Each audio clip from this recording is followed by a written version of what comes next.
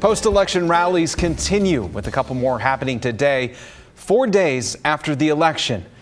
Thanks for joining us on this special edition of KGW News. I'm Devin Haskins, in for John Adams this evening. KGW's Celine Stevens spoke with demonstrators today, trying to spread their messages, as well as the police, to learn more about how they try to work with organizers of a rally. We want liberation for all, we want justice for all, we want equal rights for all, and that is what we stand for. Demonstrators rallied together and marched Saturday afternoon in the wake of the election. Some gathered to express their support of Palestine, calling for government to divest from Israel. We've seen this before, right?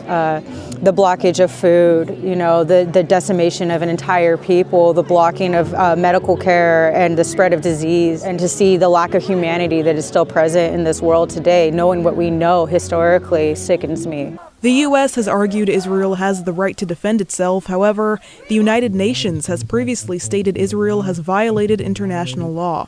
Some speakers emphasized their point that an attack on one is an attack on all, and problems overseas translate to issues here as well. We tend to believe that atrocities that are committed halfway around the world are alien, that we're not impacted. And what we're seeing now is that we are impacted. It's the same hate. That is causing restrictions on rights and freedoms here.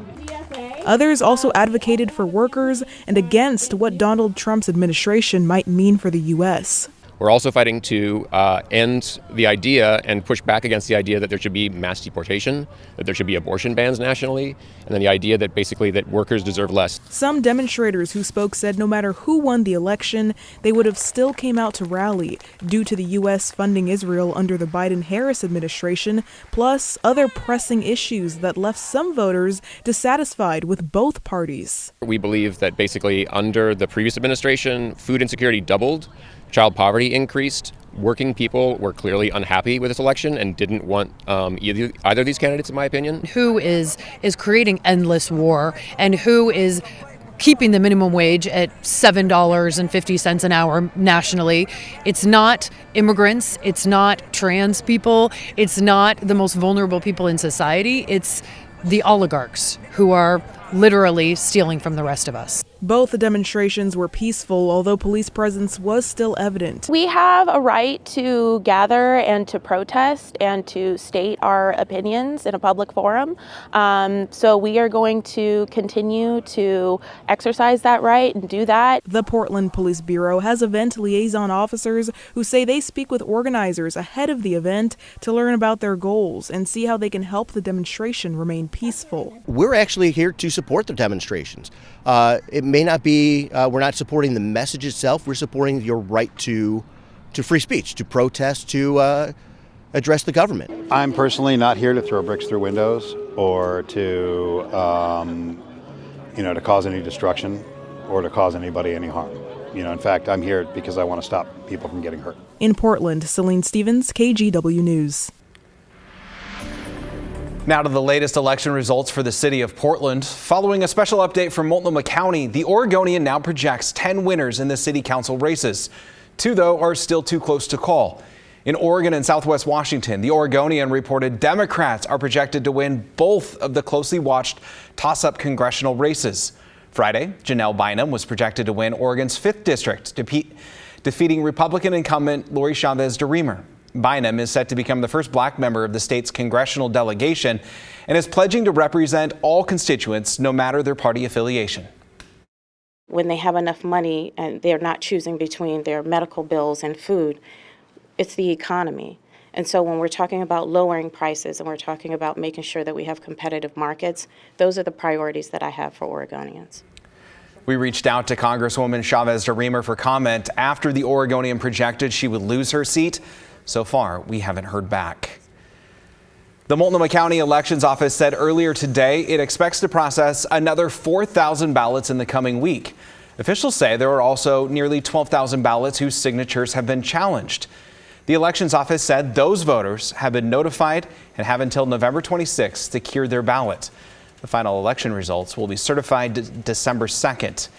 We also reached out to neighboring counties up in Clark County, Washington. They said there are about 3,500 ballots with either no signature or a signature without a match. And you can find a full list of election results up now on our website. It's KGW.com. We're still watching for calls in 2 out of the 12 Portland City Council seats, along with position 4 on the Clackamas County Commission. We'll keep you updated as the final ballots are counted. So far, the start of the weekend has been dry and cool.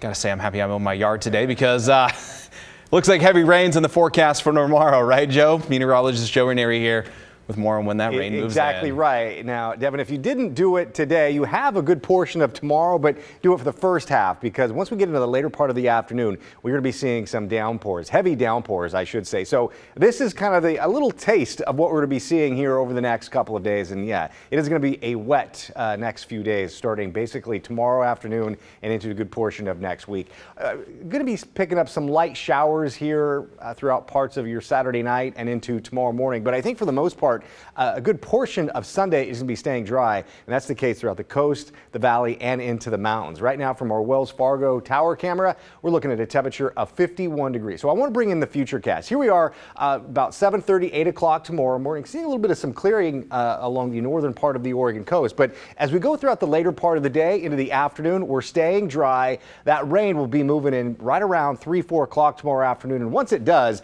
we will be seeing some periods of heavy downpours basically late tomorrow night into early Monday morning. Some models are suggesting we could be seeing close to a half of an inch between tomorrow night and Monday morning. And if you're traveling over the mountain passes, you will be seeing some heavy snow at times. And looking into Monday, yeah, it is going to be an absolute mess with more downpours and the threat of thunderstorms. I'll break it all down for you coming up in just a few minutes.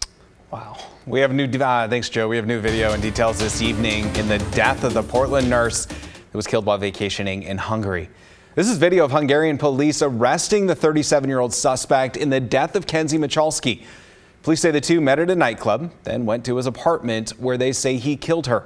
Police say he then tried to cover up the murder inside his own apartment and then hid her body in a wooded area more than 2 hours away. After Michalski was reported missing, police used security video to track him down, where he confessed to the murder and then showed police where he had hid her body. Michalski was a nurse at Providence St. Vincent's Hospital in Southwest Portland. And an update to a deadly shooting in the Hazelwood neighborhood. Portland police said a man is now booked on manslaughter charges. At around 2 this morning, officers were called to an apartment near Northeast 146th and East Burnside. There, they found a woman dead and a man hurt. While that man, 33-year-old Michael English, was being treated, he left the hospital. He was found and arrested just before 11 o'clock this morning. The shooting is still under investigation. In southwest of Portland and Polk County, police are investigating a deadly shooting. Dallas police were called around 9:30 this morning to the area of Southeast Monmouth Cutoff Road in Godsey. There, they found a person who was later pronounced dead at the scene. The suspect, who police believe was known to the suspect, was found and arrested without incident. And back in Portland, police are investigating a stabbing incident that took place this morning. It happened around 8:30 near the intersection of Northeast 20th Avenue and Everett. Officers arrived at the scene to find a person with serious injuries. No arrests have been made, but police believe the victim and the suspect knew each other. In Portland, detectives are investigating an unusual string of thefts involving what appears to be a pair of criminals disguised as a repair crew. Their target? Bitcoin machines. Catherine Cook shows us how authorities say they've managed to steal at least 3 of them. Wednesday afternoon at the St. John's Deli and Grocery. It was pretty slammed. We had like 5 people, in line. Ashwin Chaitri was working the registers when he noticed this work crew tending to a Bitcoin machine. I thought it was unusual, but I was just like, maybe, it's been acting up. Ashwin's dad owns the store, so he figured he'd set up the call. He says the work crew even phoned ahead to say they were running late. The pair unbolted the machine, put it on a hand truck, and even vacuumed. They also handed Ashwin this invoice for their work. All of it, turns out, part of an elaborate scheme. And I was like, okay, seemed legit. But then the next morning, I come to find out that they actually came to steal the machine from us. Ashwin says there was about $400 inside. Customers use the machine to buy Bitcoin or send money. The store doesn't own it, but they rent the space to the company that does, Dynamic Exchange Network. We called the company and we were like, hey, what's going on? Why is the device not here? And they're like, what are you talking about? We never sent anybody out. Security video shows the crooks loading the Bitcoin machine into a silver Dodge Ram. The license plate number starts with 050.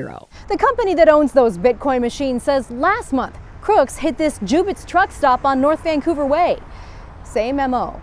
Security images show what appears to be the same suspects, a man and a woman, same hair, uniforms, and even shoes. You can see the bolts left behind after the crooks got away with this one. A rep with Dynamic Exchange Network tells us they look like the same people who stole a third Bitcoin machine, this one from a service station in Albany. They left this phony invoice with store employees there. Because I don't want to see this repeating. Ashwin wants everyone to know about these guys, what they look like, what they're doing, and why they need to stop. How low can you go to steal from a business that's trying to survive in the world, you know? In North Portland, Catherine Cook, KGW News. New information tonight on an apartment fire in Tigard that displaced 9 people on Thursday. An investigator from Tualatin Valley Fire and Rescue has determined that a battery pack from an electric motorcycle caught fire, which spread to nearby units. No one was inside the building at the time, but 2 units were heavily damaged. A firefighter was injured, but has since been released from the hospital. And in Vancouver, an impaired driver crashed into a home, and police say it's the second time this week that this has happened. In this case, the truck driver damaged several cars before hitting the house. Fortunately, no one was hurt. And in Lynn County, teachers and staff with Greater Albany Public Schools held a large rally outside of the district building earlier today. It's as their union continues to prepare for a potential strike starting next week. Despite numerous mediation sessions, the union says they want to see more from the district in terms of pay, school safety, and student resources. Their deadline before they go on strike, November 12th. Greater Albany Public Schools says they've been actively negotiating in good faith to support teachers and honor community resources, and they're working hard with the union to find a resolution to keep schools open. They canceled school Tuesday already. We have mediation today. We have mediation on Monday. Why can't we reach an agreement? The teachers we heard from today said the last thing they want to do is go on strike, and said if they do, they say I hope it doesn't last long.